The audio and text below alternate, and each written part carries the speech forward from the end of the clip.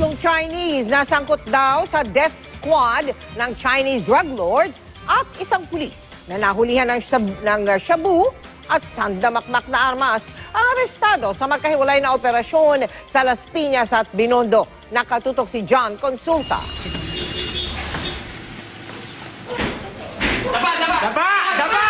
Agad pinusasan ng mga operatiba ng NBI Anti-Organized Transnational Crime Division si SPO1 Jomel Andador ng CIDG Region 4B at hinalugog ang kanyang bahay matapos isilbi ang search warrant.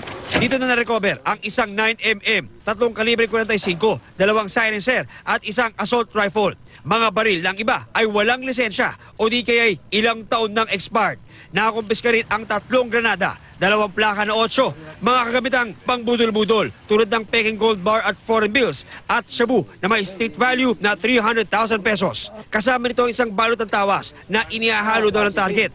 Sa tuwing nag-recycle ng drogang nakukuha mula sa kanilang mga operasyon, pinabulaanan ito ng suspect. May involvement daw sa droga, sir?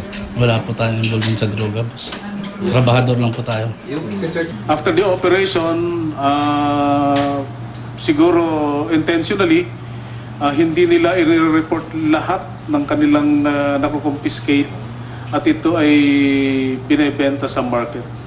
Sa hiwalay na operasyon, naaresto ng NBI AIDD ang 3 Chinese nationals na dawit umano sa death squad ng mga Chinese drug lords. Kasamahan daw ang mga naaresto ng 5 Chinese assassins na natakip ng NBI AIDD noong July sa Binondo. They belong to a syndicate, an organized syndicate at that, who are involved in drug trafficking and killing of other members of their group. Ikinakasalan ng NBI ang follow-up operation laban sa mga kasamahan ng mga naarestong suspect na sangkot din sa illegal na droga. John Consulta, Nakatutok, 24 Oras.